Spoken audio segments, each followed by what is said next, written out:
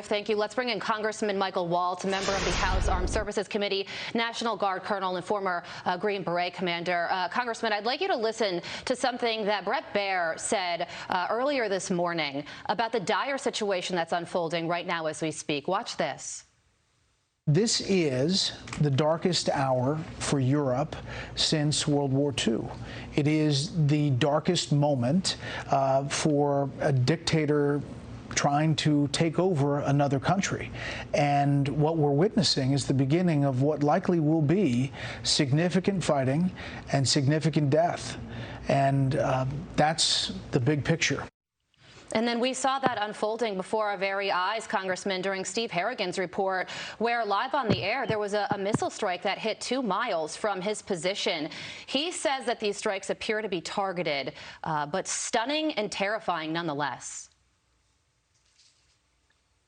Well, that's right. I think, Carly, how you're going to see this unfold are a series of attacks in the east.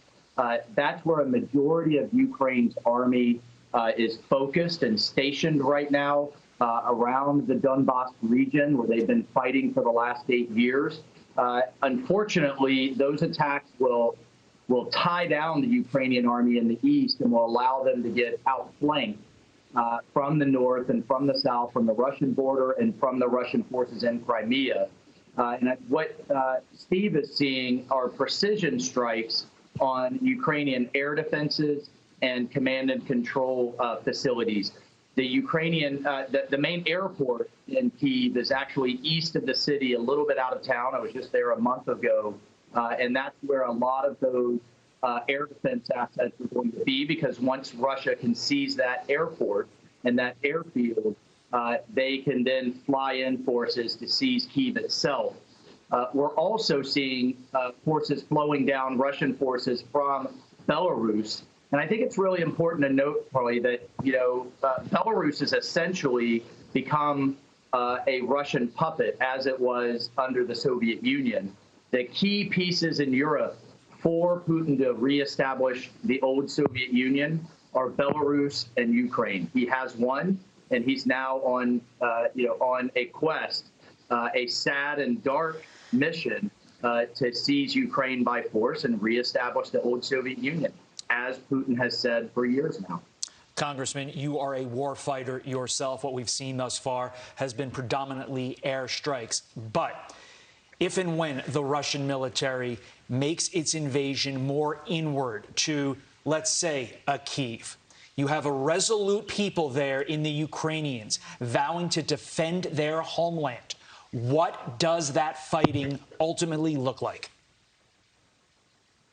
Well, we met when I was there with a congressional delegation a month ago with the head of Ukrainian special operations. That's what Ukrainian special operations are focused on now: partisan warfare, mobilizing and supporting a national guard and a civilian population to resist.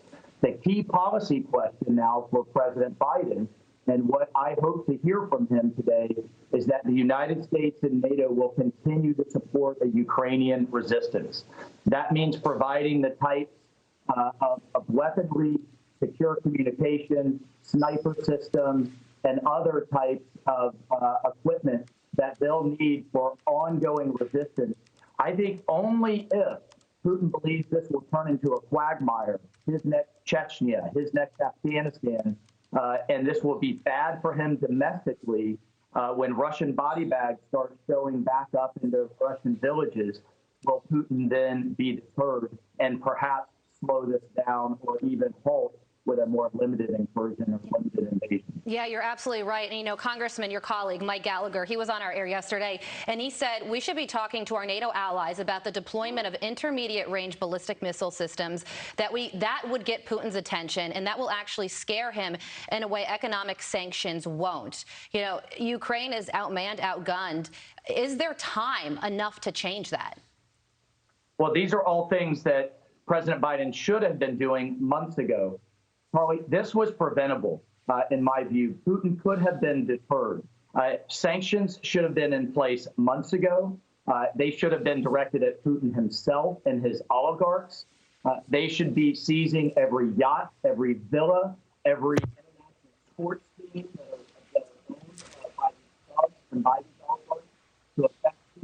Unfortunately, it looks like something has happened to the congressman's mic. And the aid should have been provided some time ago. Yeah, without a doubt. Congressman, we had a little issue with your audio, but Todd, do you have another question you want to ask him? Before we let you go, the president is insisting that no U.S. troops will enter the fray. But what if a rogue missile ends up hitting a NATO nation? What happens then? Well, that's what's so concerning is reports of the major Ukrainian city on Poland's border, a NATO ally, also receiving targeted strikes in Lviv. That's incredibly concerning, and that's why we have to have our forces on the highest alert, not just in Poland, Romania, and Hungary, but also in the Baltics, Lithuania, Estonia, and Latvia. Those are the final pieces for Putin to put the old Soviet Union back together again. Those countries are NATO allies, and we are treaty obligated to defend them, and that's why this is so dangerous, so escalatory, and should have been met with tougher sanctions and tougher and more lethal aid months ago.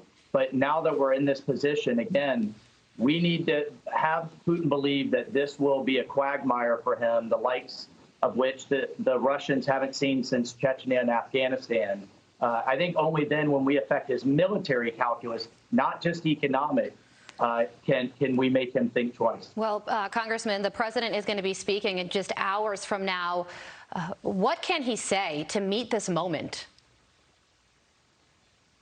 Well, this is a historic moment, and it's a dark moment. And the commander-in-chief's success here and his strength is what the world needs to see. His strategy of holding back and hoping that that Putin behaves properly hasn't worked. It's failed, and I hope and expect to see him change course as he did on Nord Stream just a few days ago. And we need to see, number one, sanctions on Putin's inner circle and him personally, and number two, a commitment to support a Ukrainian resistance to turn this into a quagmire for Russia. That's what I hope to see today from President Biden. All right, we will have to wait and see, expecting that speech to come down around noon Eastern time. Congressman, thank you so much.